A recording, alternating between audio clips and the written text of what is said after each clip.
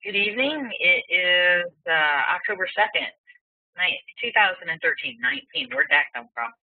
My name is Teresa Frisch, and this is our usual bi-weekly remote viewing target practice session. Aesthetic Impact Informational Services offers these webinars as a free service to anybody who wants to listen, whether it's a remote viewer from any methodology or a student who's learning at home, has DVDs, books, or somebody who knows nothing about remote viewing would like to sit in and watch us as we go over sessions and talk about it.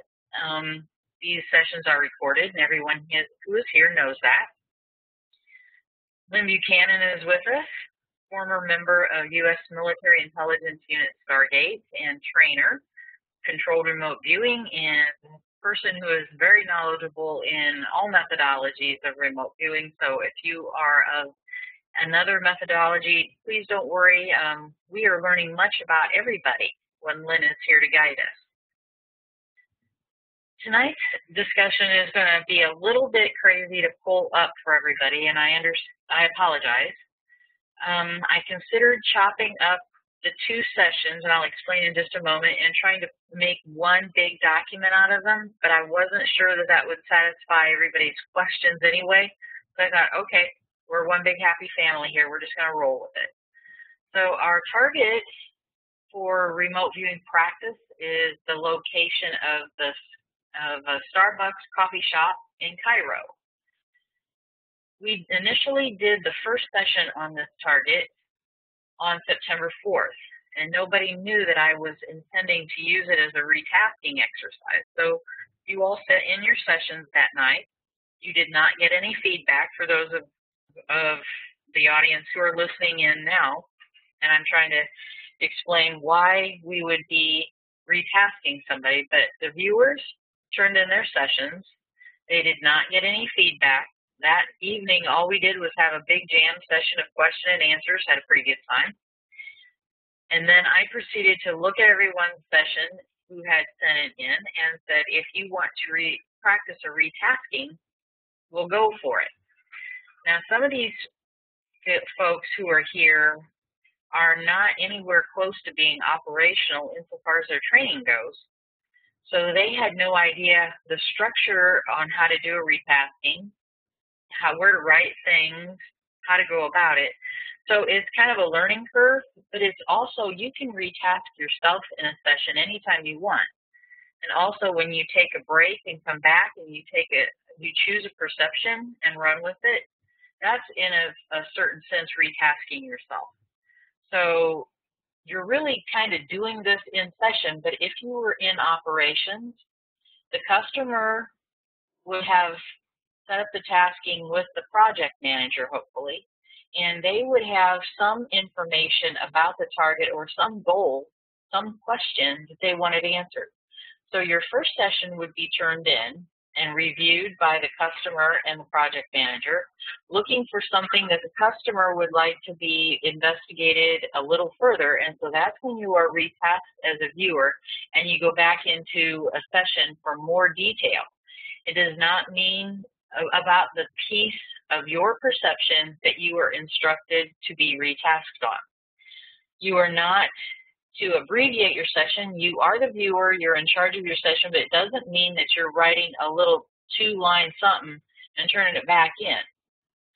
If you're being retasked on a perception, you are expected to go back and regain sight contact and work another session with the focus beginning with that particular perception and turning in more information on it, whatever you find. And in operations, it may take, if they're really working a scene of some kind or a location, it may take several retaskings to actually get the answers to the questions that the customer is really looking for. And that's explained up front, because whenever you work with a customer, you have to explain control remote viewing, what it can and can't do, help them work through the tasking process. Okay? So here is our coffee shop. So let's look at some of the things we might be looking for in session, which the major gestalts. We've got space, And you're going to have, it's a coffee shop, so there's going to be wateriness involved. There's man-madiness here of all kinds. There are biologicals present. It does look like one gentleman there is carrying what I'm going to, it's actually, to be describing it, it appears to be wire containers of, and we can zoom in on this, of something that's white. And actually, I better do this right now because it's going to become important here very shortly, because somebody was retasked on this. So, you know, that could be a dozen eggs, cartons of eggs, but I'm going with containers of milk. It won't really matter to that extent, but it's 2 square objects that a gentleman is carrying going up steps. So file that away. There will be a little pop quiz on that later. And I got this picture off the net. Okay, so what else do we have here? We have land.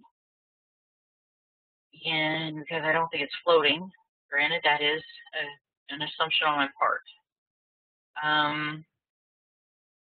We've got all kinds of sensories. We have colors and dimensionals. There are shapes.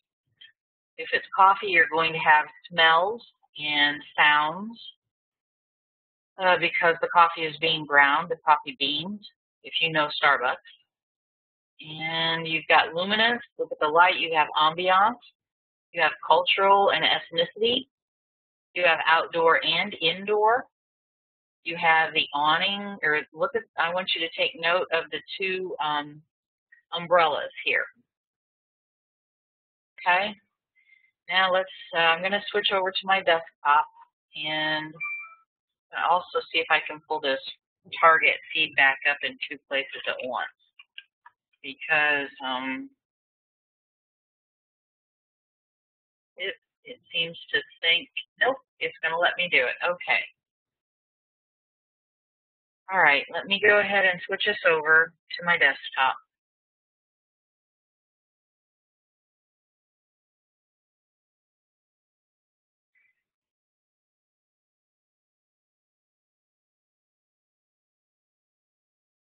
Okay, get a little extra here. All right, now you get to look at my email for practice. There we go.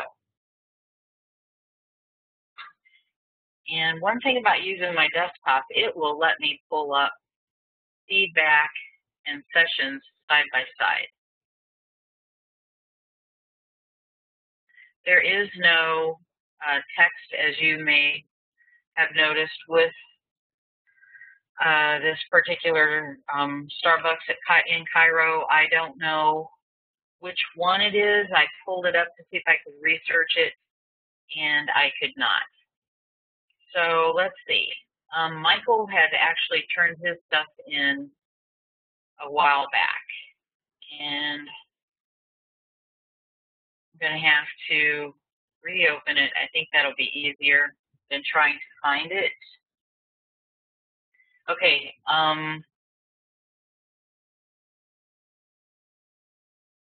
Now, if you need me to pull up his first session, I will. But let me just suffice it to say that he went down through here and got this perception, and this is what I asked him to be retasked on. Tell me more about that which you say is an attachment that felt mechanical like ropes or cables. And the perceptions that were leading up to that statement of that description that he put in his summary, is I'm really feeling sure that he was on the motion of this guy carrying up what I think is milk jugs. So Michael has regained sight contact. He has not had any previews of coming attractions. He's gotten a couple of coordinates there, and he's man-made and man-made. And again, his retasking was that which you say is an attachment that felt mechanical like ropes or cables. So he goes through here, he is describing hard, Looks like jingling down, and Michael, jump in anytime. I hope I can't see it. I hope I gave you a mic. Let me bring that up. I'm sorry. Oh, great. As usual, it's private caller right on time. I have no idea who it is. All right, we have metal feel, gray silver color, bigger than my hand, and an AOL of pulley and ship. Sailing ship, tall ship, man-made. We've got creaky sound, swaying motion, while swaying, while with motion, I think, or white with motion, cable-like, hand but flexible, hard but flexible, like thick rope.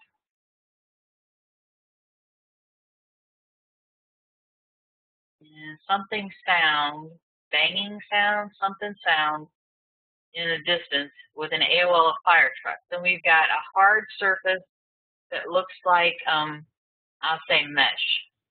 He describes it as woven or interlaid, white, cable-like, silver, no, spider web-like. And then his interim summary, we've got hall-like or mall, enclosed, dark, lighted. Interim summary, target feels like I am looking at it in two different time periods, one when the target was active, the other when the target is inactive, like it is now a display or museum piece. The target has a historical feel, something, something. The location where it was active and the location it is inactive are two different locations. Describe the active location. So he's moving out and spreading. He's retasking himself. So now we know he's looking at the active location. Motion, violent, crashing, booming sound, jarring motion, stinging feeling on something outside but dark, hard to see horizon or sky. AOL ship sinking, Edmund Fitzgerald. Then the inactive location, resting, no motion, enclosed, incomplete, fragments. Rattled or, no. Looks like ROTTED, ratted, rotted, rolled. Put back together, jigsaw puzzle feed, looks at student out of place, moved in pieces, new location, reassembled. Summary, the target has elements of man-made, hard metallic gray silver color, bigger than my hand. Other man-made is creaky sound, white, cable or rope-like, hard but flexible, spider-like weave, weaved, wove, or woven together. And target has feeling of being in two different locations and times. Active time, violet motion, crashing, booming sound, jarring motion, stinging feeling on skin, on site, outside but dark, hard to see the sky, and oh, here we go, it's typed up. It made life a little easier there, sorry. I'm grooved in the middle, and elements of being inside or enclosed on display feel like taken apart and put back together. Parts are missing. Historic feel, rotted, felling to surface, being stayed, museum feel, nautical, feeling like a ship on display. Okay. Michael and Lynn. Did you, when you were researching this for a target, did you just grab something or did you get some background information on it? There is none. I tried. There are several Starbucks in Cairo, and I looked because a lot of people are getting water with this, and so I got the feeling it could be towards the water side. I looked at Cairo to see what it looked like with topology, and no, I don't have an exact feel for where this is, but everybody's getting water, so Okay, well, there are some things that are odd about this target. Okay. One, you've got, one, it's dusk. You can tell that by the reflection of the buildings across the street in the plate glass. Right. And there's only one light on. The street lights are not not lit.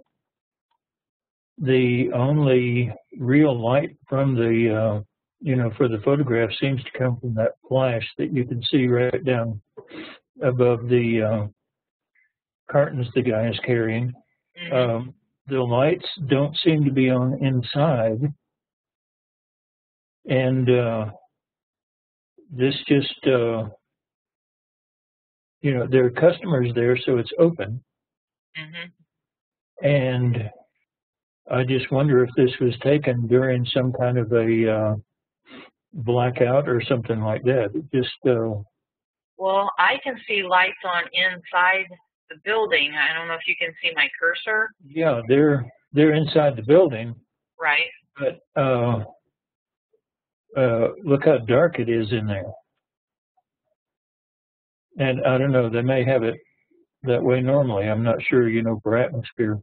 Mm-hmm. But it's just, and there's an upper floor and there are lights on up there too.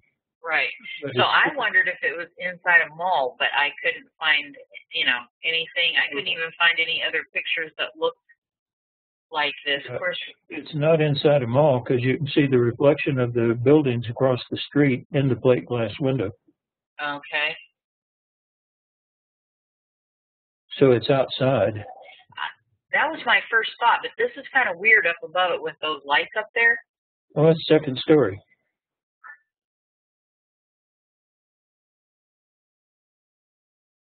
Okay, so it's under roof too.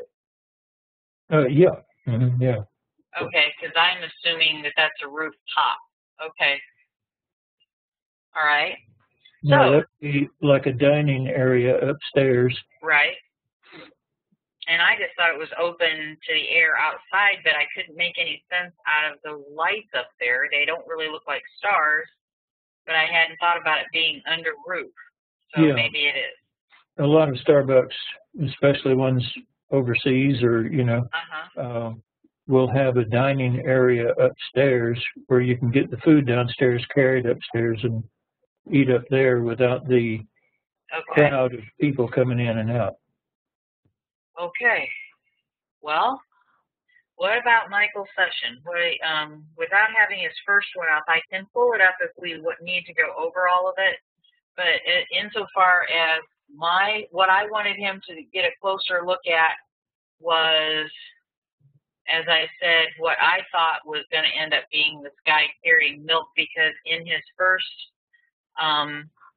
session, it was swaying motion right before, and it was something that was like at waist high. Oh, neat. So that being said, if you guys want me to pull that other session up, I can do that. I'm sorry. Would that make it easier, or just will that slow us down too much? No. You know what was in there.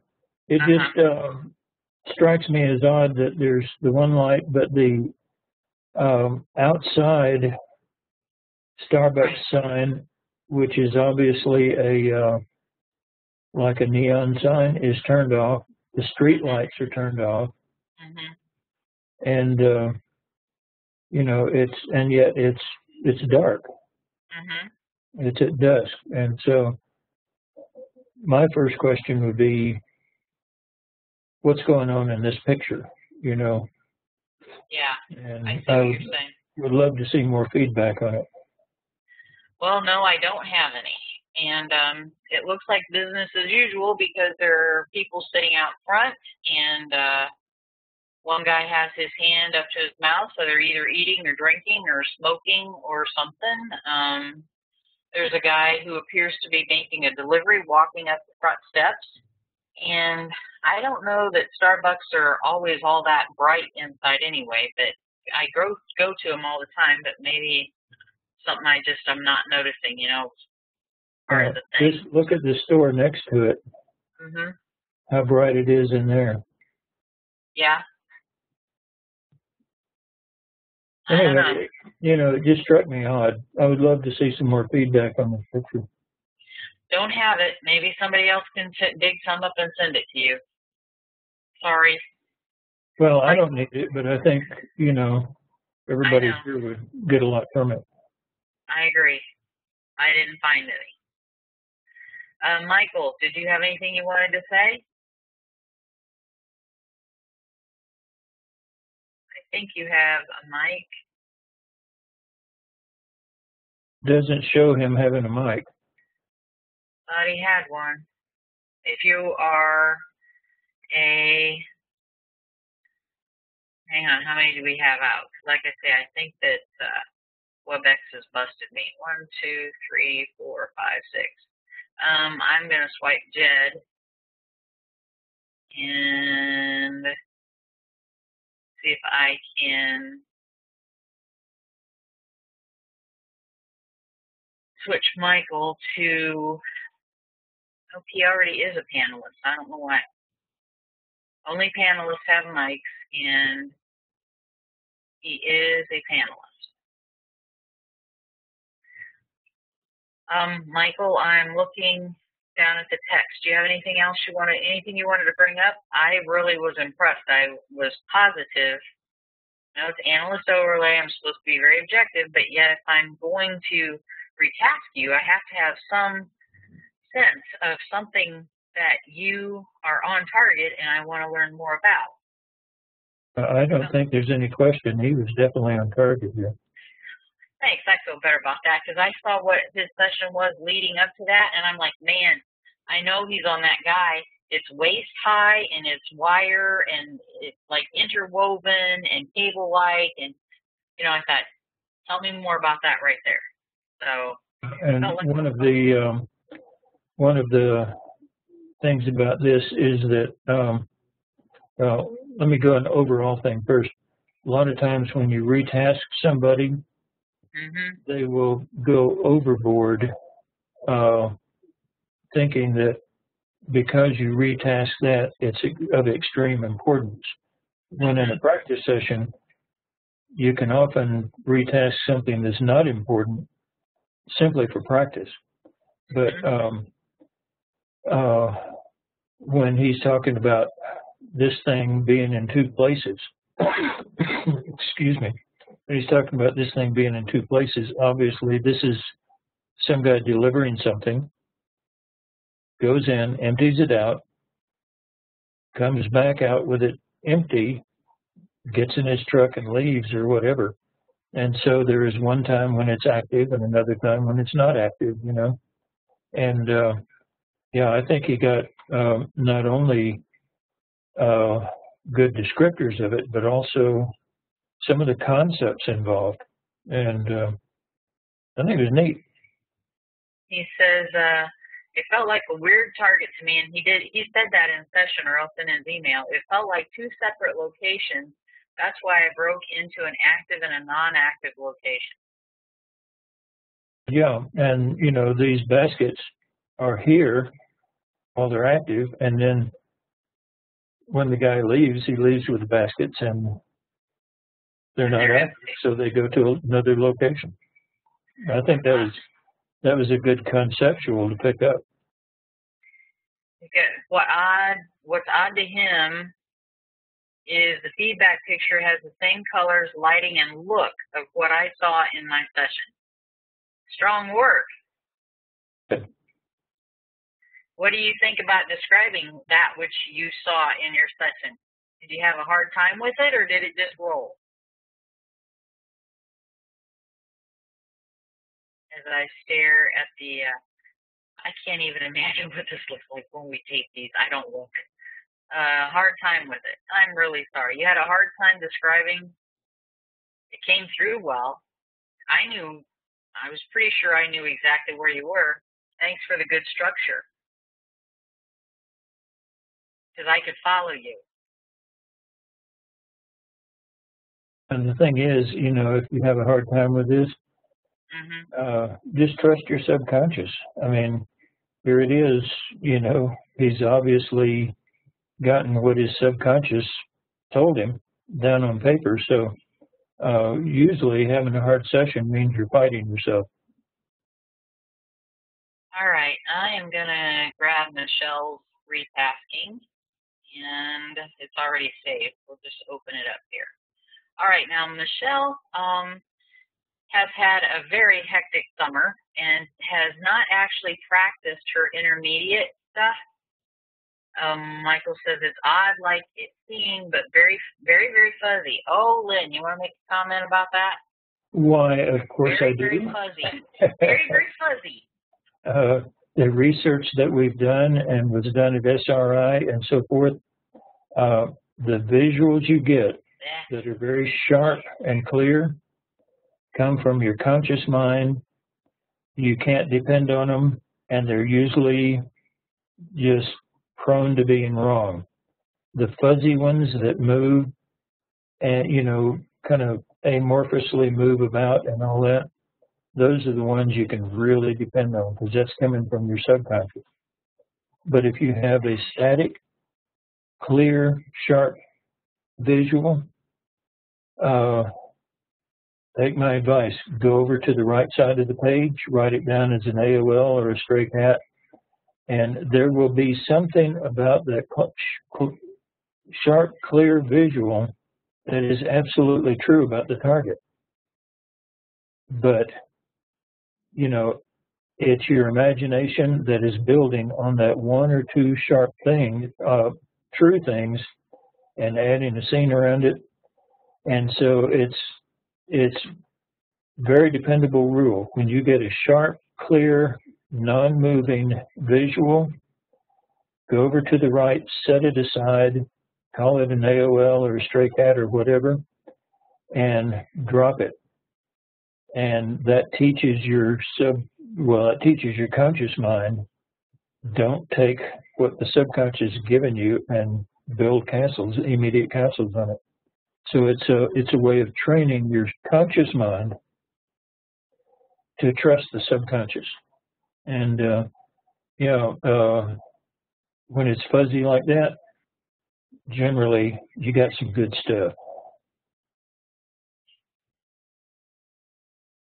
Okay, here's Michelle's session, and get it over where we can see it, hopefully. Now, I was just saying Michelle's had a really hectic summer. She has not actually practiced her P4 matrix. So retasking was a practice exercise for her, and at the bottom of this session, she actually went back, so she sort of was retasked twice, because we talked about moving into the P4 matrix, and she felt like she was ready to give it a try. So her retasking was, I had carved a piece out of a sketch that she made, and so she wrote, tell me more about that which you sketched. So when we move down through here, I mean, for her to go through the retasking and how to document it in structure, I mean, this is all like first time novice stuff for her. So just so you guys know, well, and Michelle, what I sent it to her in an email and it didn't come through or something, but anyway, what I actually wanted her to retask on was, I can show you, I carved out just this part right here. I wanted her to tell me more about the building, the structure per se. So as we go down into her session, this is her entire P3 sketch from her first session. And she goes in so far as there are stairs on the front of the building. There's maroon colored carpet inside. Across the street is a cafe, and there's a bay below. And part of Cairo does sit on water, so I can't say that does or does not. But she's not the only one who's getting some water stuff. Something about laughing. Oh, laughing sounds all around. I feel I'm here. I'm interested. It feels dreamy, like I've walked into an old pantry. Can I make a comment on something? You can. Ingo started, you know, the ideogram and called it water. Mm-hmm. Should have called it liquid. Mm-hmm. And, you know, what is Starbucks? It's liquid. And, and I think there's a built-in AOL that anytime you get liquid, you're going to call it water.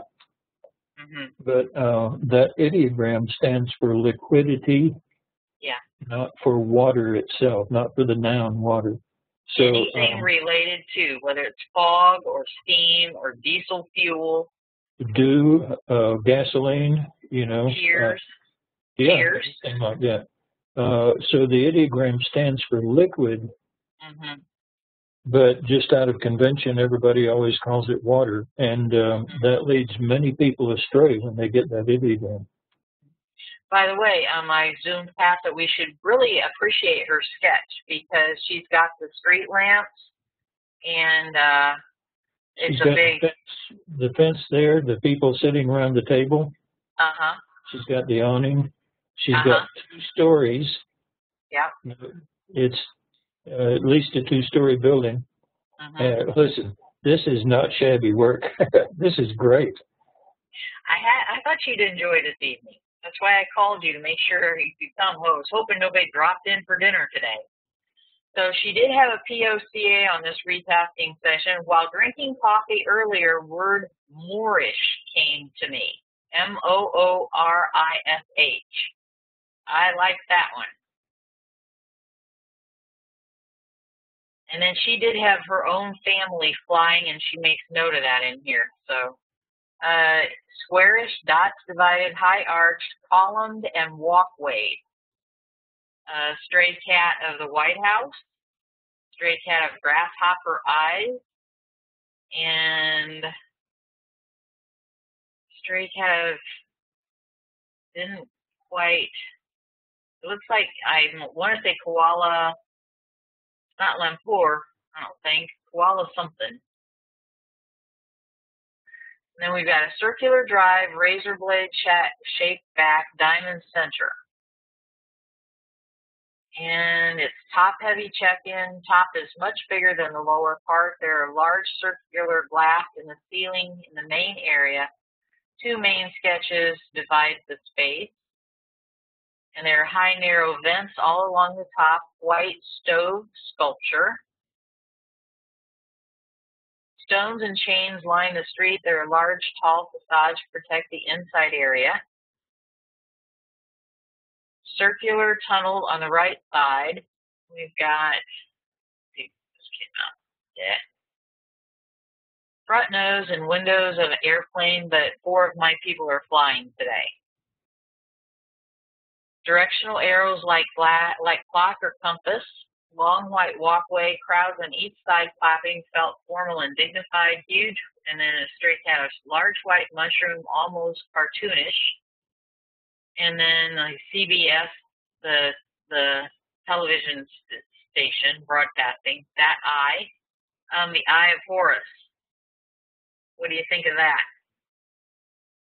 Are you familiar with that? We can pull up a picture for you.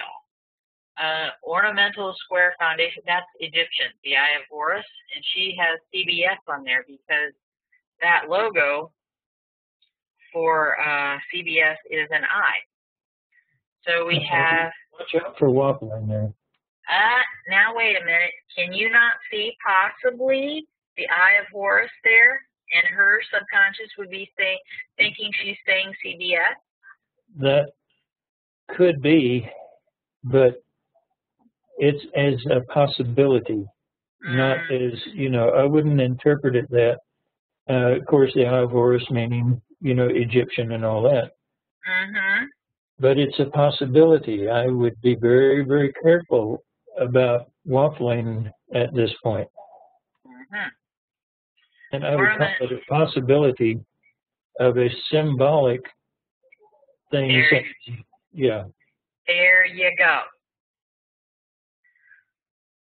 Boy, I tell you, you take direction, but it takes a little while. Ornamental square fountain. I'm still right on that. You've got to be very careful about waffling. I know, But still, the next time we get together, you're going to be all about symbolic and how this, that, and the other thing. But when we actually see it, you are all about cautious. Yeah, but I say it's a possible symbolic. Mm-hmm. I wouldn't say it is a symbolic of Egypt. I would say it is a possible symbolic of Egypt. That way you're not waffling. I know. But I'm just pointing out for these folks how it works. Possible. Maybe. That's why we describe, we don't identify. Let's see, here we go. Tell me more about that, what you sketched. Flintstones dimension. We've got overhang with a front stray cat and a question mark. Then typewritten image appeared, then what read like a scrim actually appeared before the phone call. So she puts that up because she wants to make a note of it. And here's another sketch. Tent-like structure entrance, flaps, and waterproof material guard the walkway. Stray cat of rainy, blustery night, and slanted bar.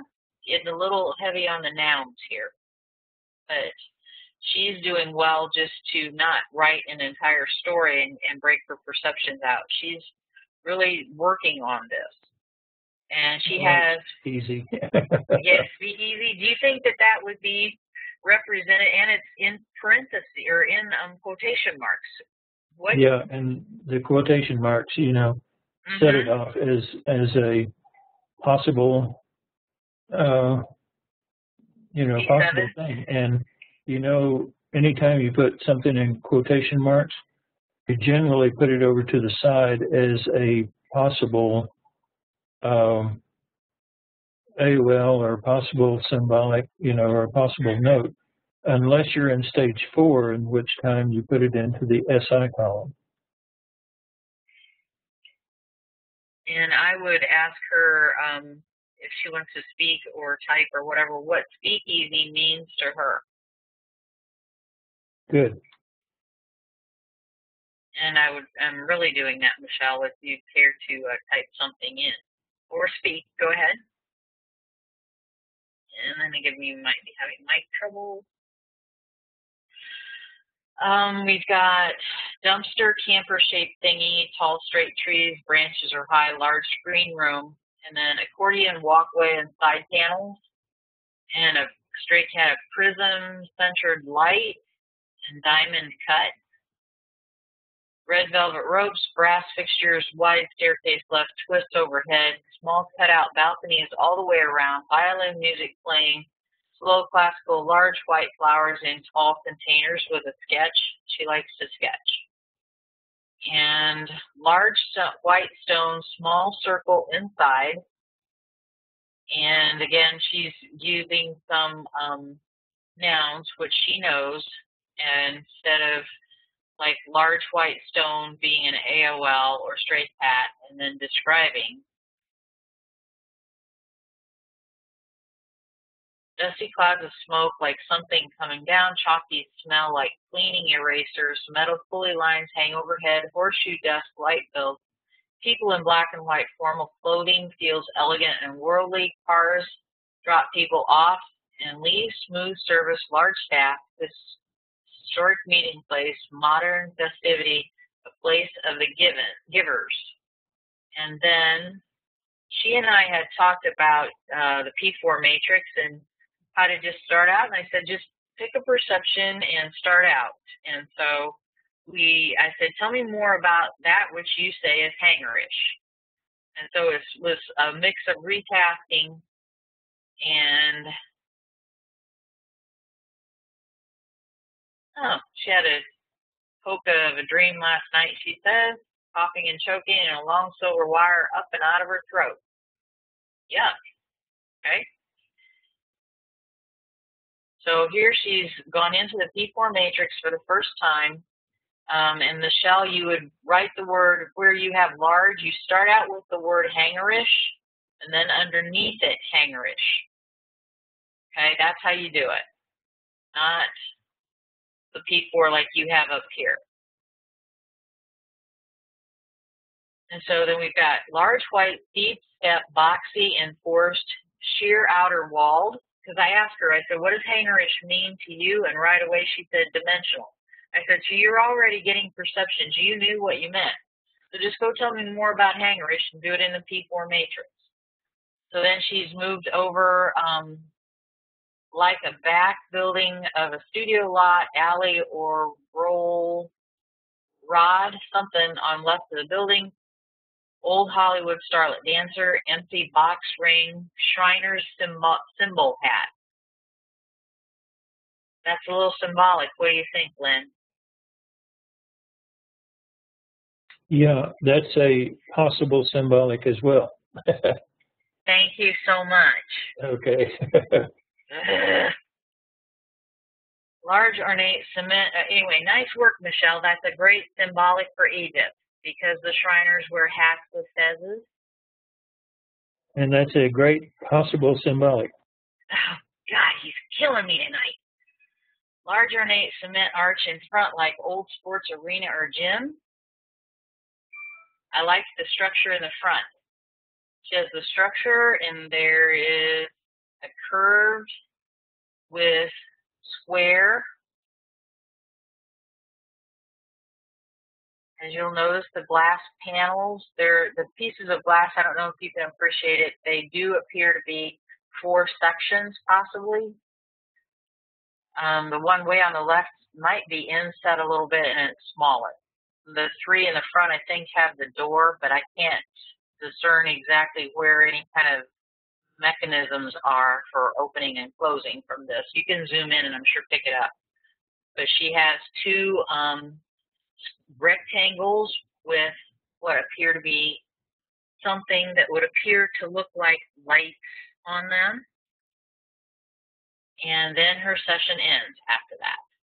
So, anybody who would like to make a comment?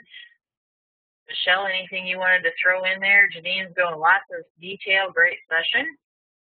It is a great session, and especially that ending thing. I was noticing the square up high in the front, and if you notice, there's a Starbucks symbol, but you've got the square reflection of the building across the street plastered right over it, and the square is there. So that's an impressive session. I thought it was too. Nice work, ma'am.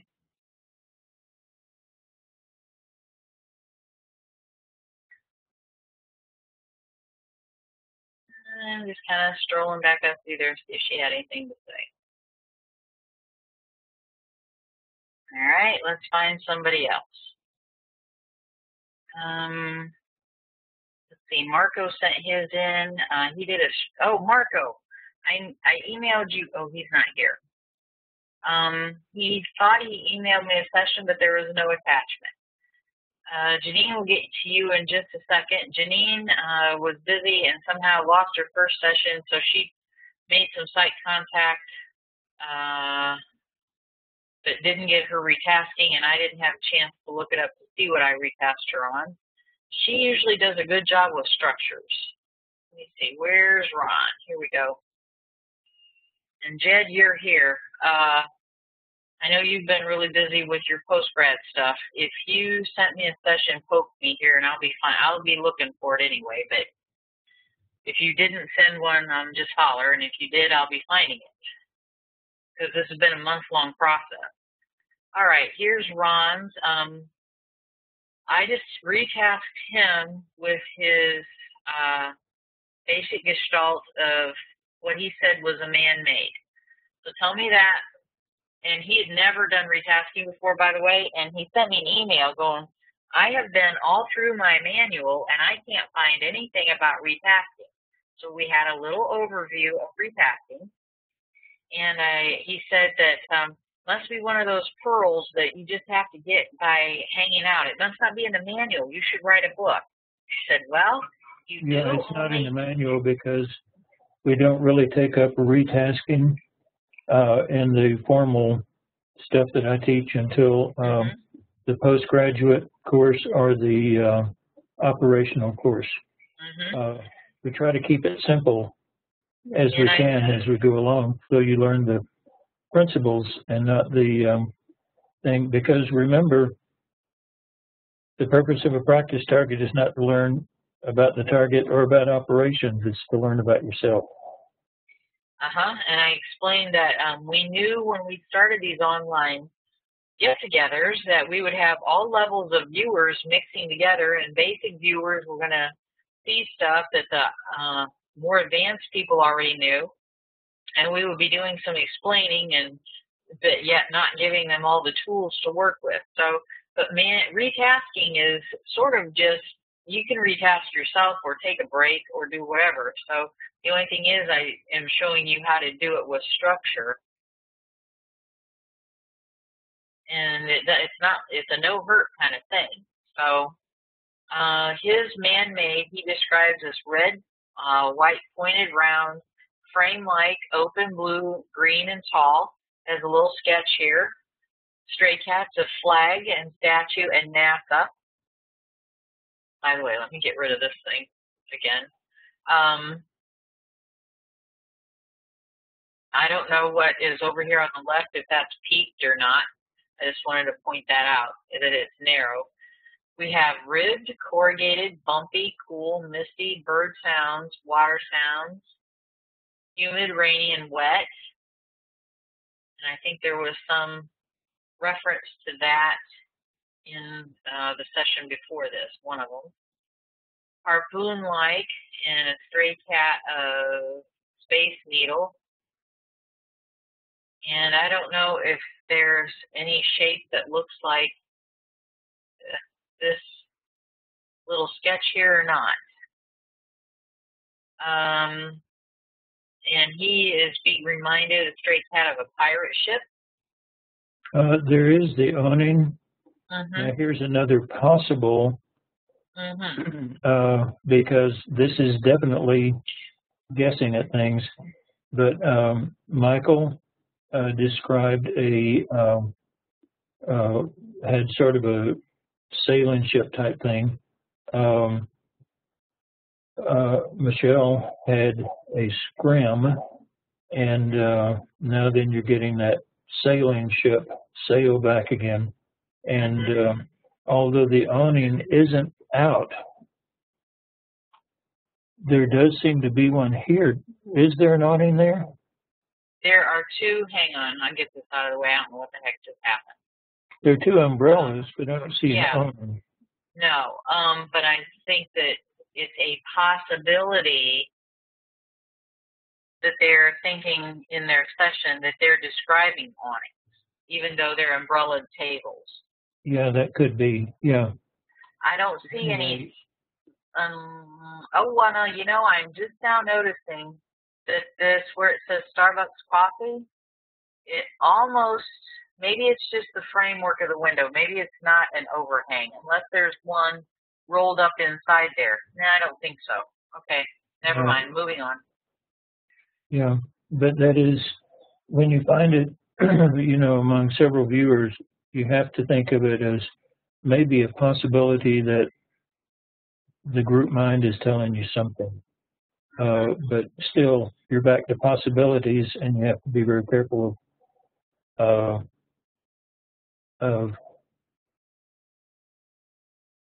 waffling, you know. Right. Then he has natural, that is sandy, hard, castle-like, warm, slow travel, cliff-like, rocky, cobblestone-like, brown, green, damp, musky smell, stray cat of castle in there, hollow part, and he has a little sketch here of, there we go, I don't know if you can see that, looks almost like a crescent. Open, wild, soft, mushy. As a land, he describes as soft, swamp-like, stray cat of peat bog, stray cat of cattails down here, mud-like, brown, yellow, green, flower-like, cool, vast, and fog sounds.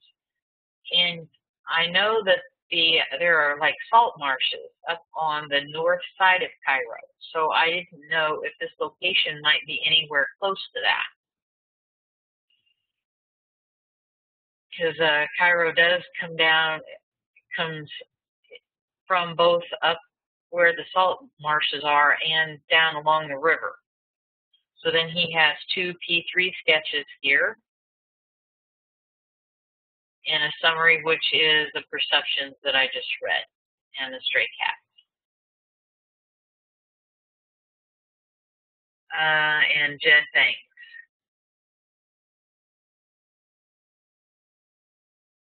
Okay, Ron, that was your first retasking, and I think you did get site contact again. Do you have any questions you want to ask about the process or how you felt about doing a retasking or a session at all?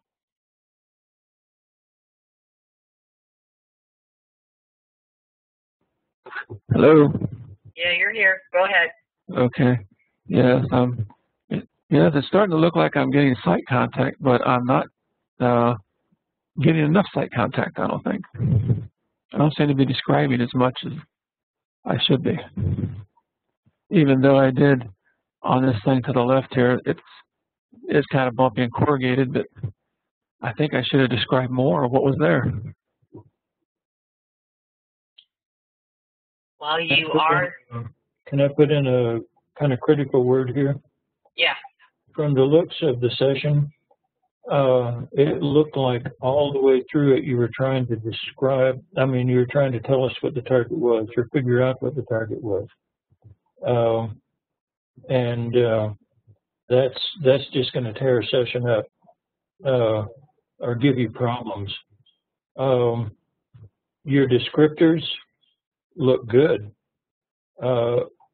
but there's so many of these stray cats of, flag statue, NASA Space Needle, and the sketches seem to be trying to figure out what the target is rather than just making shapes. Excuse me. And, you've really got to let go of trying to figure out what the target is. And if you want to figure out what the target is, postpone that until the summary. This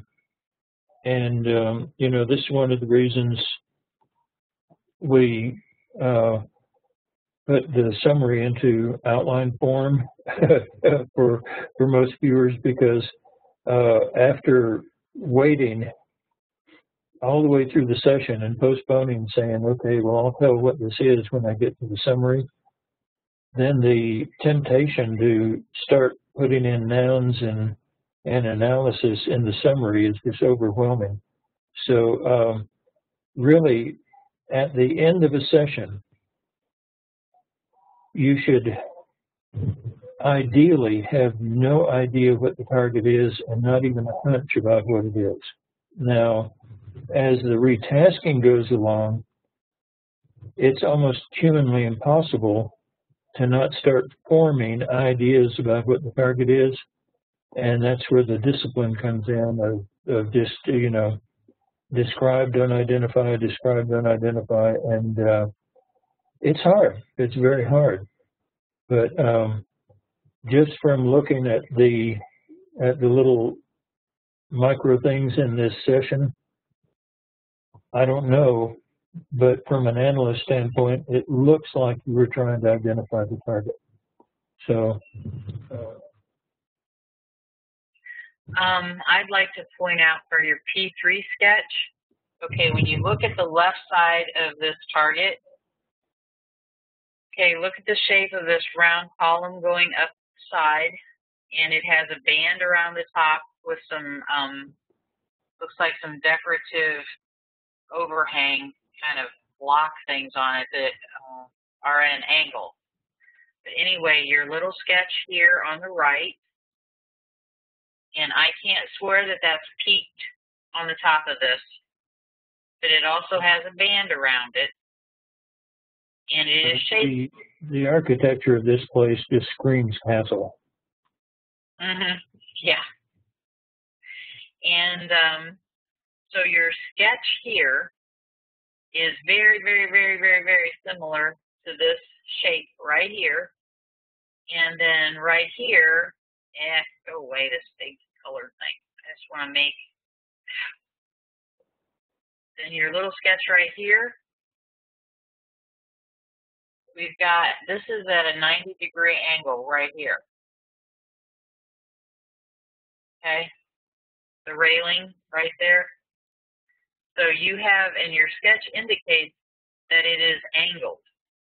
So I just wanted to point that out to you so that you go away from this noticing that, because you already said that you, in your email, that you didn't think you did all that well. I tend to disagree. The session shows good sight contact. Yep. And I don't think he got wrapped up in his straight taps. I think he was setting them aside and went back into perceptions that continue to indicate some sight contact, only because I don't want to throw away, you know, we're not seeing any birds, but we know it's outside. We're not seeing any water sounds or anything like that. I mean, the inside, there are going to be some water sounds because they're making coffee. But the humid, rainy, wet. That's why when you score, there's always that question mark. You can't say yes. You can't say no. Right. Question mark. And I think if you were to go along here and score each of those, you would have a fair amount of yeses. So I don't want you to go away thinking that, so it isn't your one target that you went up to Canada and, you know, like did a major hit on. But I think if we were looking at your session based on perceptions scored against the feedback photo, you're going to have a lot of yeses. And I hope you're scoring your sessions. And another thing from an analyst standpoint, the one thing that really saved you on this session is that you are doing excellent work on setting aside. I mean, those nouns are going over to the right, the sketches are going over to the right, and so on. And that is excellent, excellent format. It has great structure. Great structure, yeah. Thank you. You're welcome. So, you know, I would like to have known, I tried to find out about this location because I bet it's, all these sessions are picking up stuff that makes me think it's around water somehow. So. Need to talk about target selection. We have. You normally think I do okay. But we need more background information on these. But this is a good target. Well, the thing is, when they're out in the world, you're the guy who gives more background information than anybody, and we send them out into the world and tell them to research their targets. So they're getting a mix of that. The one thing I kind of expected from this would be more smells, because I don't know how it is in Egypt, but I know that in most of the Arabic countries, well, when I was served some coffee, the small cup of coffee that I got, if you poured it into 5 gallons of hot water, you'd have 5 gallons of strong coffee. Wow. And I mean, they do drink it strong. Okay. Here is Janine's sketch or her session. It's only 4 pages. She was pretty pushed for time and couldn't find her first session.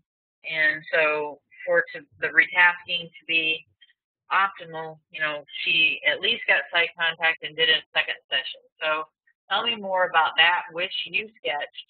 And she's got outside pattern or segmented on the bottom floor, cut into ground, higher sides open at the top. And then her sketch is AOL of 3.5 or 4 feet deep. walkway in a trench, and then she took a break and came back, got sight contact, and here is a sketch that resembles a tree, and she's got here sensation of being at the base of a large tree, looking up, smaller branches and clusters of leaves at the ends closer to the base of the tree, AOL of evergreen or redwood, and then light flashing off what looks like thin, narrow blades of metal that are moving and turning, and possible AOL swordplay. All I saw was the metal. And then her summary, this was retasking with target 130904. I was attempting to focus on the structure I initially perceived in the original session. I have perception of what appears to be a trench or passageway cut into the ground with the sides rising up on either side and some sort of pattern on the ground or floor inside, as if it were made of stone. I had another perception of standing at the base of a very large tree looking upwards. My final perception was of light flashing off what looked like thin blades of metal in motion.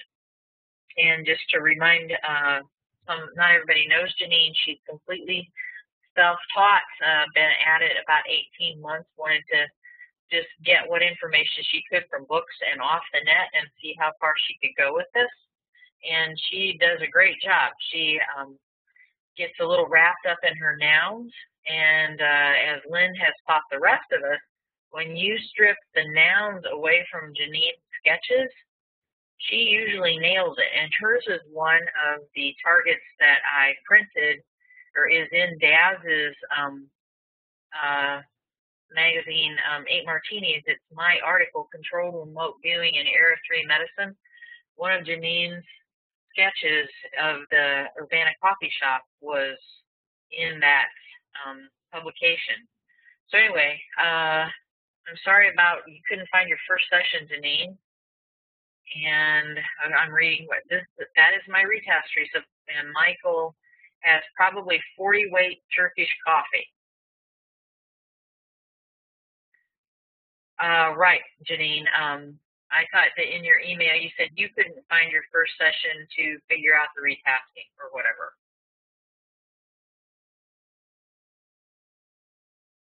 But anyway,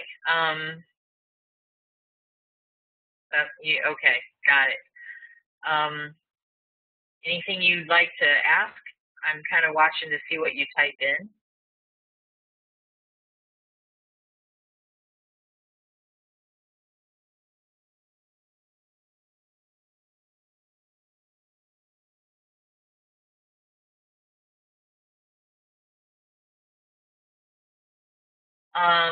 I'm sure I do. I wasn't pulling first sessions up. I was just pulling up retasking. Do you need me to pull it up? Okay. I can send it back to you, by the way, for your record, so you have it too.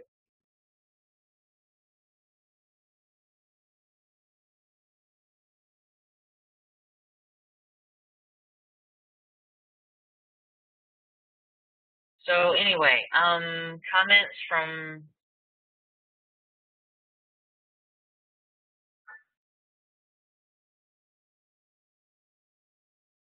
okay, well, at least you have your scanned copy. Good. Anything you wanted to ask about this or talk about? Lynn, anything you want to say? I think she had initial site contact on it, and not sure where this tree came in, but something, I didn't see anything that would have led her to, the tree or anything in the session. It just sort of popped in all of a sudden, which would make me, as an analyst, go looking for a tree. Because when things just pop in like that, generally one of two things happens to cause something to pop in like that. One is you suddenly jump target to a completely different target, or two, something at the target attracts, attracts your attention, and it's called doorknobbing. You zoom in on it, and so seeing this tree thing, I would either bet that it is there, or else she jumped target, which happens to everybody. It's an experience you've got to go through in order to get your merit badge. But I can't tell. Looking at this as an analyst, I can't tell which one it was, and as an analyst, that would make me go looking for a tree, a big, impressive, tall tree. And me too, because I even tried to, the way she works with man-mades and stuff, I even tried to possibly consider the umbrellas as having a canopy that would be green, but I just can't go that far with small branches. That could be the wires inside, but clusters of leaves at the end, I just kind of had to pull off of that into a real tree, and I don't see one. However, down at the bottom, we've got light flashing off what looks like thin, narrow blades of metal that are moving and turning, which I felt kind of encouraged about that, because that's how you grind coffee. So that was a possibility.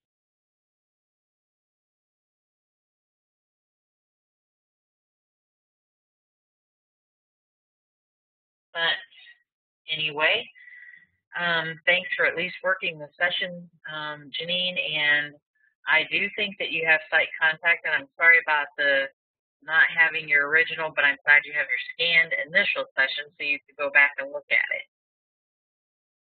I think she had site contact, especially in the beginning. And then, like I say, as an analyst, I would think that she had site contact all the way through the tree and all, but that would be a possibility. We'd need more feedback.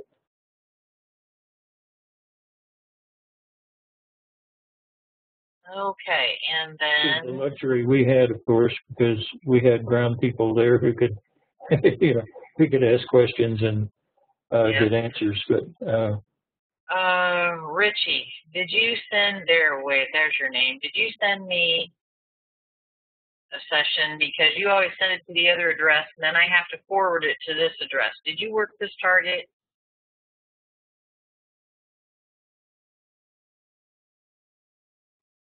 I think you did. Yeah, I did, yeah. Okay, it's here, and if I have to, I will go back to the other email and we'll find it.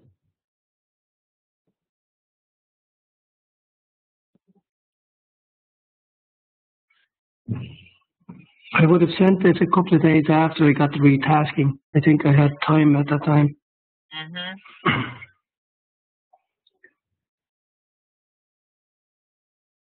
I was pretty sure you'd sent in a session.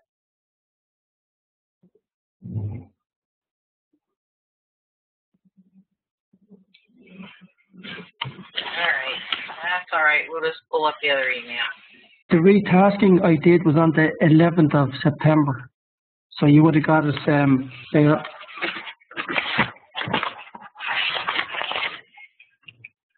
So you would have got it on the 12th of September.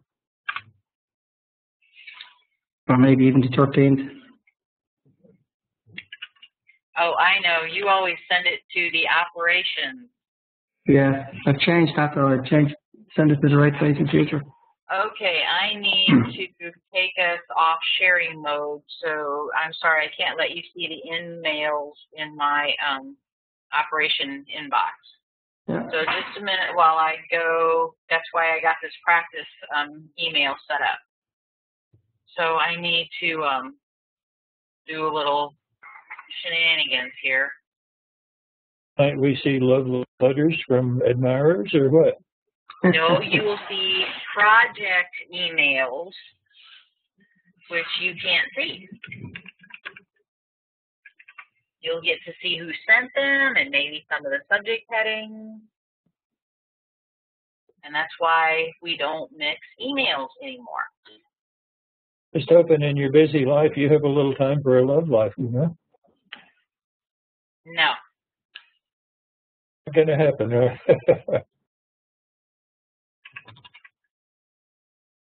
Okay, sending from the operations to, and hang on, this one's dated September 4th. I bet that's your initial one. Yeah. Yeah. Okay, now I have to find the first one, or the second one. Try the 11th or the 12th, or the 12th or 13th.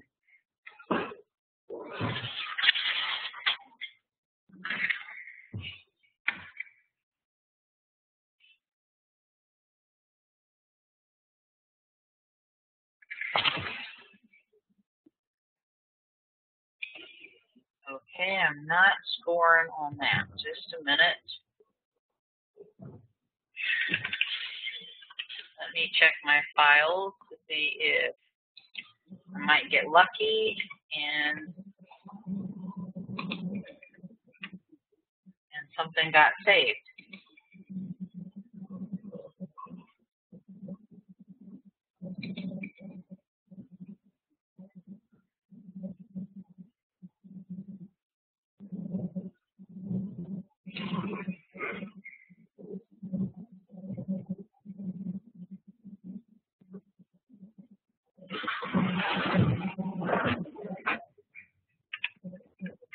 Sounds like we're in the deep blue sea there.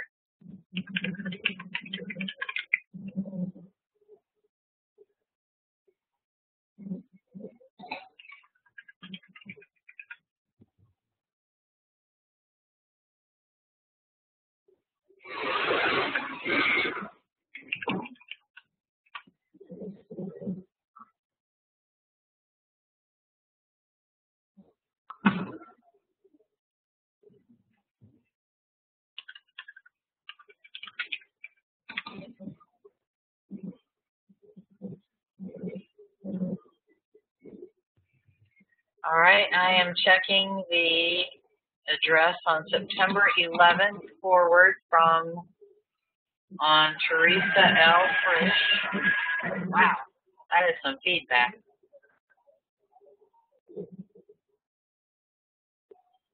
And I don't have anything there. And now I am in the projects one. I have your first.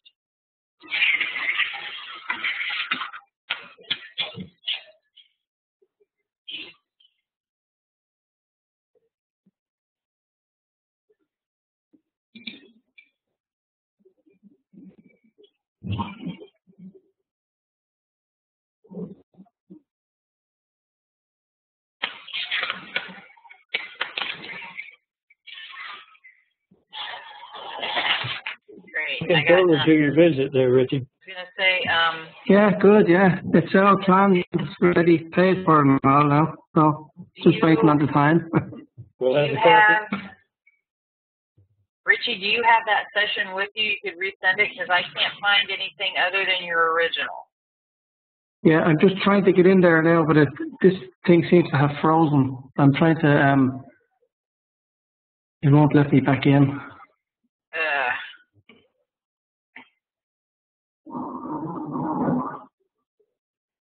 Okay, well, I checked the trash. I got nothing in the trash I'm in the project email. I've got nothing in the trash. And I've got one that I just sent from you, forward Mahoney 130904, but that's your original. And I don't have any Mahoney on September the 11th. Or 12th even. No, 12th or 13th. I ended session at 22:17 on the 12th of the 9th. So it probably went off on the 13th. Understood. Well, I don't have anything from you in my inbox or my trash or my forwarding to from you except for the original. Okay. So, okay, so that's the project one. Now let me get back into inbox in the practice one. I've got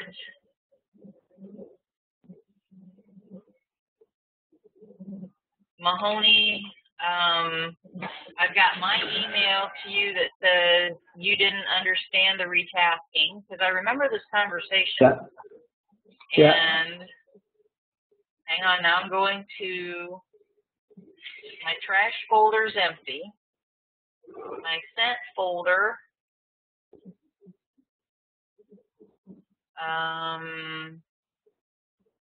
You're retasking, and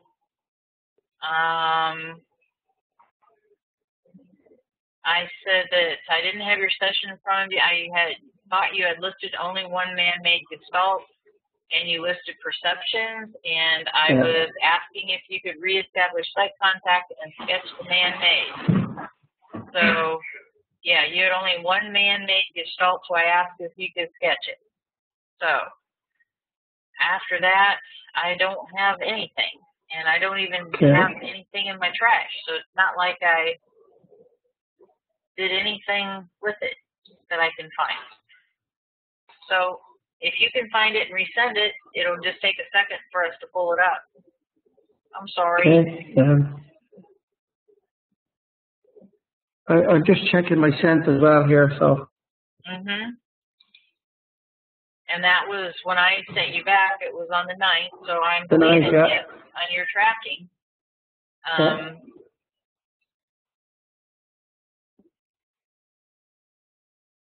The only thing is I've got forward target 130918, Mahoney.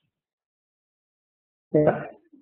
But we talked, no, that was our session that we did that night, because we did one in the middle of this. Yeah. All right, so it's not that one.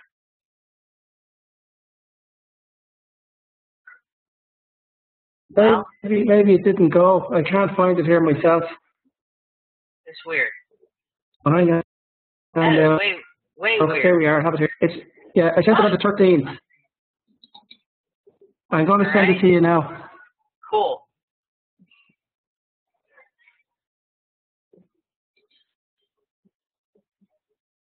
So I sent it to and believe it or not, I just scrolled down. Target 130904 retasking. The leprechauns, I swear to God. You have it now, have you? I think.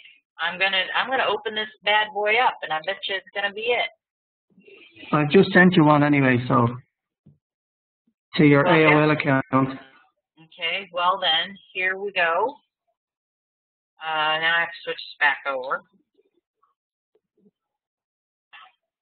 Good grief.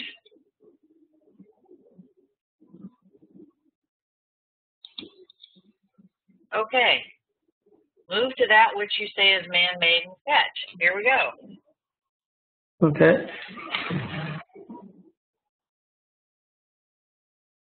Because I was pretty sure I saw this. Okay, you're describing rock, your land and rock-like, tall, steep, dark, rough, green, and space is circular, open, yellow-like, curved, and sharp-like. And the target is in front of me, and then you've got your sketch and your perceptions and that are numbered. And over here you have empty open space. It's breeze-like. There are cloud-like, dull gray, silent green. Rough, hard, man-made 2 or 3. It looks like a 3. 2. Is that 2? So 2, that would be over here on the left. All right. And then pale-like and colors are number 4. We've got multiple brown and blue with a stray cat. Off the screen. Something it's an Indian, the teepee, like a wigwam or teepee. Okay. Then Motion is white, wind-like, damp, motion circular, and motion moving away. Biologicals, multiple, brown, yellow, white, rock-like, open, gray, and distant. And then move to that which you say is man-made and sketch.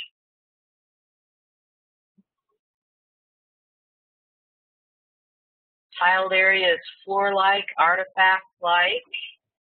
And we've got more numbers and perceptions in those areas. Let me see.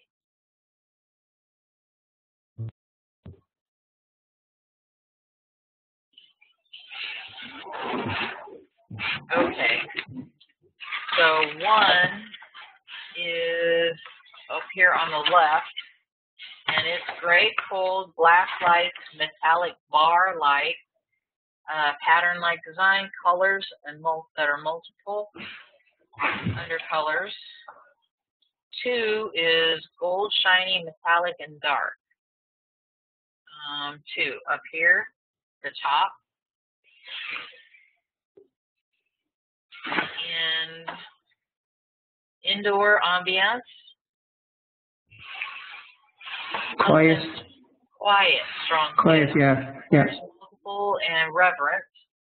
We've got number 4 is levels, multiple, brown, wood-like, sense of quietness, and 5 is dark, strips-like, rubbed-like, stone. Rubber-like. Rubber-like, okay. Yeah. And stone-like, okay. Yeah. Then got SI people gathered here, quiet people looking around, looking up. Here we have more misty and smoke-like. And wood, and we're getting that from more than one of you. And when white and pale. Pole-like.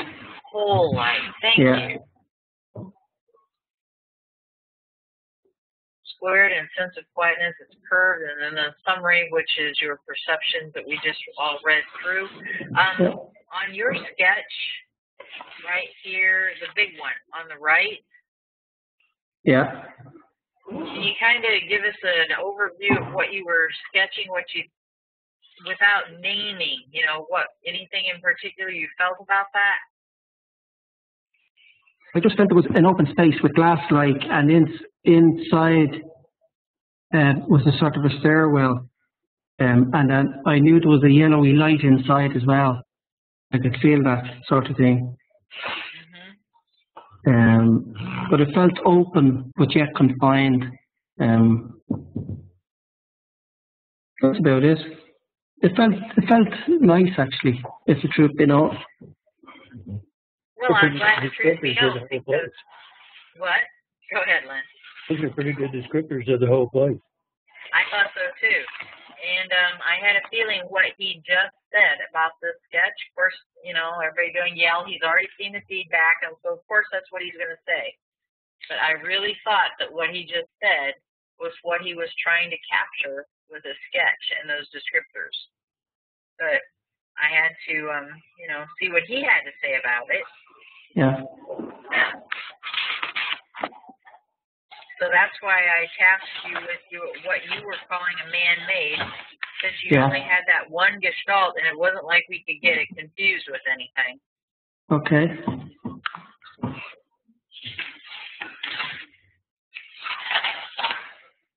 Lynn?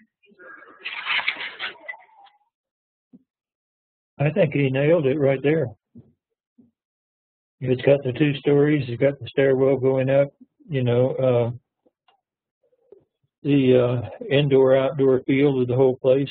I think he nailed it right there in that one sketch.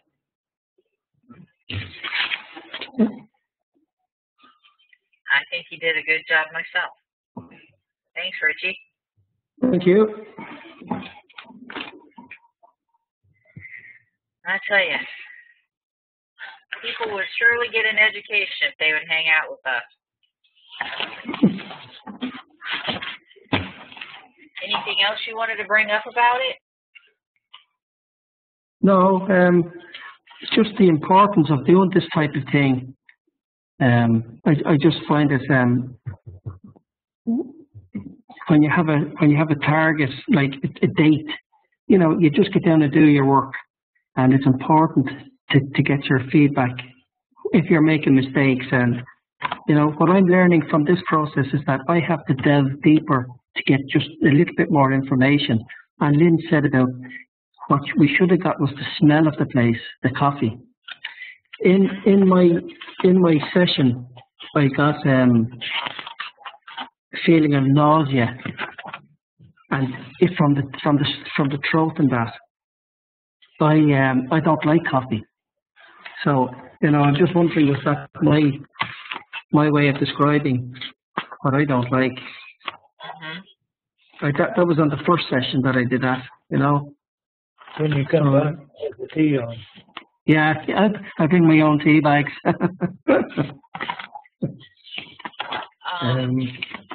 Because I think in session you normally give yourself move commands or cue yourself with the different sensories to see what you can get. Yeah. Yeah, I'm going to have to do a little bit more of that. I've been thinking about that. How can I get more information, you know? So it's okay to look for, can you give yourself a command to move to the sounds of the place or move to the taste of the place, or how would you do that? It's no problem at all. Yeah, you can do that. You can. Okay. The rule is you can cue with the front loading. You can cue with any of your gestalt, and you can cue with any of your previous perceptions, and you can cue with any of the normal cue words like smells, taste, textures, anything like that. I was wondering about that. Can you actually do that? So that's okay. And you can say mentally. What everybody forgets about is that they can cue with any of their previous perceptions. Like showing in the screen there, distant. Yeah. You could have cued with distant, and and found out, you know, is it distant from you, or is it distant from what, or you know, however. And any of those words, any word you come up with is a good possible cue. Okay. And you can always, go ahead. Yeah, one little thing I was doing was when I'd be sitting at my table doing this, I would actually stand up and step away and cue myself to be in the place to get the ambience of it. Is that a good thing to do? It is an excellent thing to do. Taking short breaks and even long breaks. But I'd be still in session. I just step away to step. Yeah. Get away from the paper, though. Yeah. That's a form of taking a break. And the more breaks you take like that, it's like, okay, you go outside and it's cold. Yeah. But you stay there a while and you stop noticing the cold. Yeah. Well, if you want to really describe how cold it is, you have to go in and out and in and out and in and out. And so it's the same with taking a break. Every time you take a break and come back to the target, you notice more. Yeah. I'm just typing some stuff in there. Mentally hit the target. Or I was trying to figure out a non-leading word. But anyway, you give yourself cues with mentally sniff the target, smell, and you put these in the middle of your page because they're move commands. You put them in parentheses, and you have the manual. It's on the bottom of page 12. It's interactive commands, and you interact with the target. You know, mentally tap on it. How does it sound? All up and kick it. What happens? I almost typed kick. I thought, well, would that be the best example? But mentally touch it, feel, mentally kick it, sound, mentally sniff it, smell, and you can do the same thing with taste, you know, all that stuff. But you write it, as Lynn said, like this, in the center of the page. Put it in parentheses. That way we know what you are doing. Like that. So that's structure. Yeah, and this is one of the few things that you actually write in the middle of the page, by the way. Okay. Thanks. That's a great question. Yeah.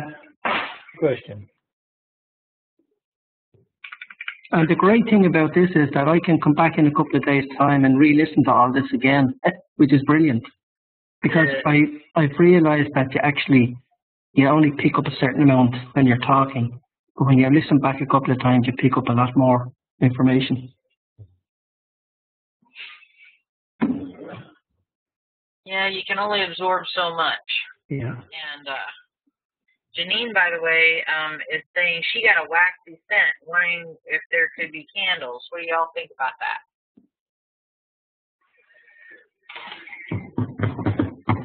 Hey, that's a possibility. Mm-hmm. It depends on the health and safety issue. Yeah. I wouldn't think they'd have that in Egypt for some reason, as opposed to say Europe or America. No. I don't know. And if Starbucks as an establishment, maybe it's not something that they're known for. They are known for coffee beans as a whole. I don't know about candles. Yeah, but you know what they do in those countries is that they smoke those pipe things with a lot of smoke and mist and stuff like that. I wonder was that part of the smoky and the misty bit that was picked up by a few of us. Might have been. Those, yeah.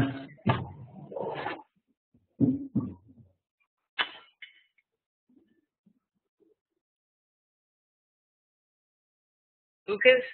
Michael's got hookahs. It'll make me sing White Rabbit here in about a minute. You don't want that.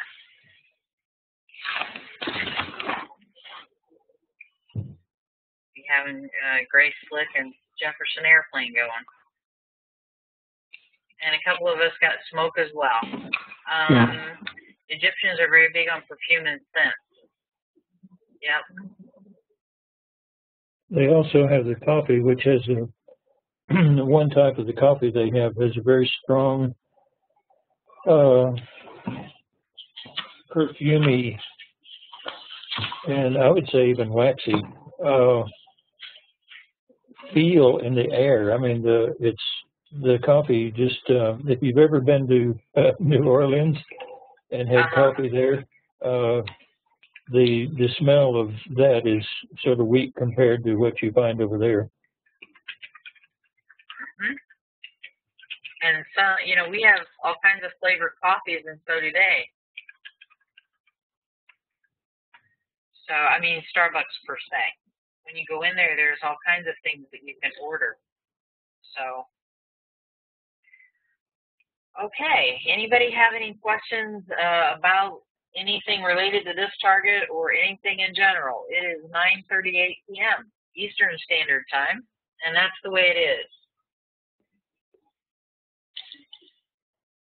Whatever that goes with. It's 20 to 3 in Ireland. Oh, Lord have mercy. I think it was Walter Cronkite who said that, and that's the way it is. Hope you don't have the day shift. I do. I'll be back up in 3 hours to get ready for work. Yeah, God love you. Okay, anybody have anything else? Thanks everybody for sending in your sessions and working or retasking, dabbling in it, practicing on it. And really, you can, anytime you take a break, if you take a month to work a target, 2 months, whatever, when you take a break and come back and cue yourself, you're sort of retasking yourself. You just didn't know or call it that per se. Lynn, can we say anything like, if you were to look at your session if you took a break and you looked at your session and asked yourself and then wrote when you started your session, move to the most important part of the target and describe or something like that. Can we call that any kind of a retasking comment, or I'm not doing very well with explaining what I'm trying to say, I don't think. That is definitely retasking. It's retasking yourself. Mm-hmm. And there's been a lot of controversy about this over the years. Do you look at your session and before you start over again or not? A lot of people find that if they look at their session, they just unconsciously zero in on some important word, and that triggers them zooming right straight back to the target, and they have a fantastic session after that on target. Other people have found that if they look at their session before restarting, it causes them to say, oh, I know what the target is, and they start off describing stray cats and AOLs, and it ruins their session. And other people have found that if they just come back after taking a long break, give themselves the coordinates and start all over again, and you don't have to start coordinates stage 1, stage 2, stage 3, because you can give yourself the same coordinates and pick up in stage 4 or wherever you left off.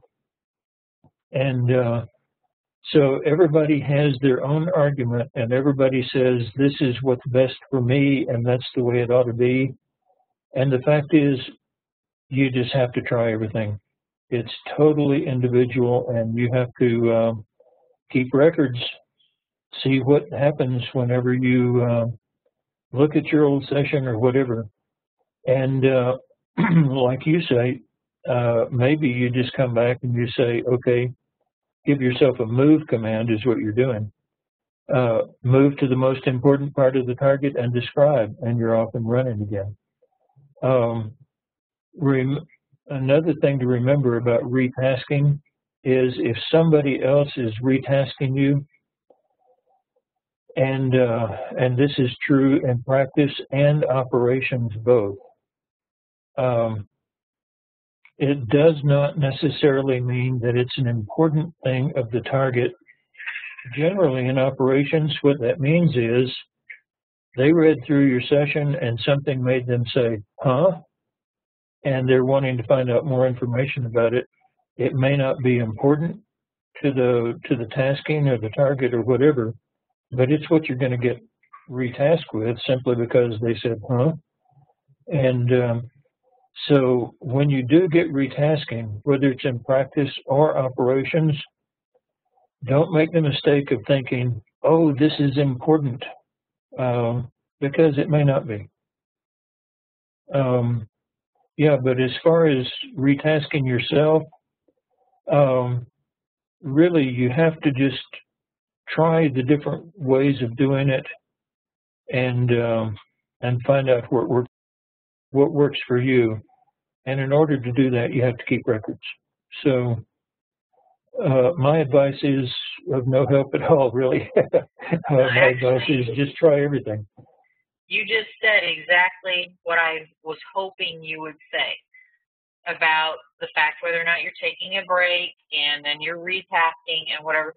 But the only way that you're going to know is that if you kept records of your session as to whether or not this helped you or hurt you when you look at your session or not. So I'm glad you brought that out. You've got to always remember that the purpose of a practice target is to learn something about yourself. And the target is just a way to do it. And the target is not as important as the viewer is. And in order to learn something about yourself, you're going to have to keep records because you're not going to remember every single session and every perception you ever get. So you really have to keep records on it, and that'll teach you something about yourself. It'll teach you your weaknesses, your strengths, your tendencies. It'll teach you what attracts you. It'll teach you what you avoid. For instance, the the sudden jump to that tree, one of the questions I would have to ask as an analyst of the viewer would be, was there something at the target that made you shy away from the target? That would cause you to turn your attention to something else. And you have to learn these things about yourself. And you know, that's the whole thing about it. You've got to realize too that in the process of doing that, you're going to learn to communicate clearly with your own subconscious mind. And that clear communication really, you know, carries over when you realize that not only does your subconscious know something about what's out there in the world, but it knows why you do those things you don't want to do, you do them anyway, and so forth. It knows what's inside of you as well. And if you can learn to communicate with your subconscious on a clear and pure basis, listen, your life changes. And so that's really what this is all about. Yeah, like saves your life when you're going down I-75. Yeah, it's done that. It just happened to me. I would have been dead if my subconscious hadn't taken over driving the car and ran me through traffic. Yep. I was noticing while we were talking, for those of you with awning, and we did talk about the umbrellas on the tables, there are irregular levels of white right here, and I'm thinking that possibly looks like lines on the inside. So if your subconscious was trying to describe that, like here's some, they would be pulled all the way up. Or I was actually thinking of a security feature too, but I don't, because you have in the malls inside, you know, the electronic gates that go up and down. So anyway, but these look more like blinds. But anyway, I just wanted to point that out since I saw it. I was impressed too that nobody even mentioned the lens flare that's up there, because that lens flare is an artifact of the camera and is not really at the target. And right here. I don't see your cursor. I'm not in that mode now. Sorry. Right above the guy who's walking up the steps in the center. No.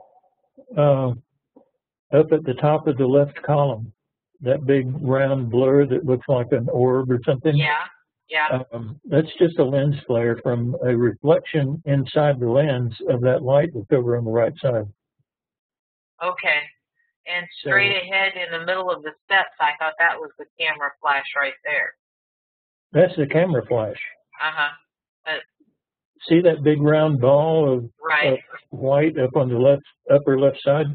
Uh-huh. That's a lens flare, which is an internal reflection of that light over on the right side. Wow. And so it's not really there, it's just in the lens of the camera. Right. I thought it was something to do with the camera, but I could never have described. Yeah. Never have described it. It's an artifact of shooting toward a strong light. And it happens in all cameras that have complex lenses in them. Okay. 9:49. Jed, you didn't work the target, but did you have anything you wanted to say this evening? And Janine's asking if anybody finds additional feedback, she would like to know the location of this Starbucks, other than Cairo. Where in Cairo?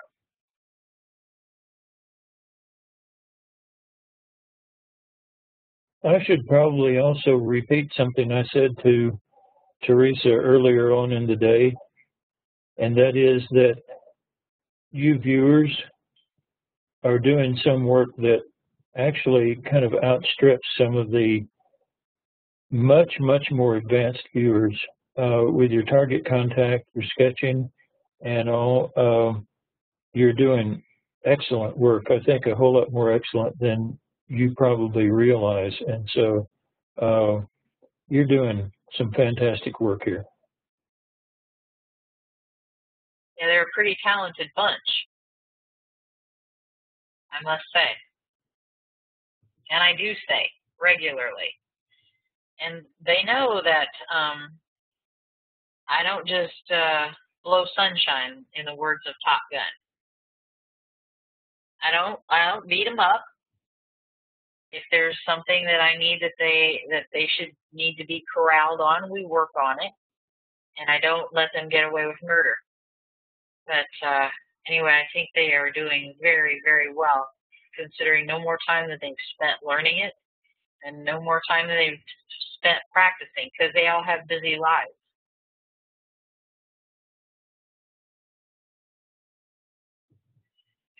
Well, hey, Jed, it's nice to have you here just learning.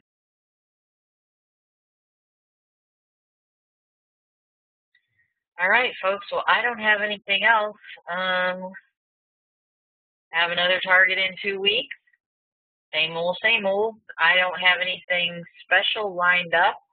If you know you have, it's just a regular target. If you have something you need to work on, whether it's you never get smells, cue yourself with smells. Same thing with sounds. You don't have to wear yourself out using every tool in the toolbox, but they're there for you to use when you need them. And that's what learning structure teaches you, is to, every time you practice, you're getting more familiar with the tools that are at your disposal. And anyway, hopefully you're scoring your targets and keeping records so you know what you need to work on. And we will, whatever you send, we'll work with it. I think that's all I have. Okay, the coordinates for next target is 131016, right? Well, I don't know. We can look. I probably have it right here in my little file of facts. Tells me what I'm supposed to do. Well, if today's the second. Yep. Well, I just thought I'd better make sure. Yeah, good idea. Yes. 131016. Yep, that would be correct. Good deal. Thank you. You're welcome. Same bat time, same bat channel. We'll see you in 2 weeks. Good night, John boy. Night, Batgirl. See ya.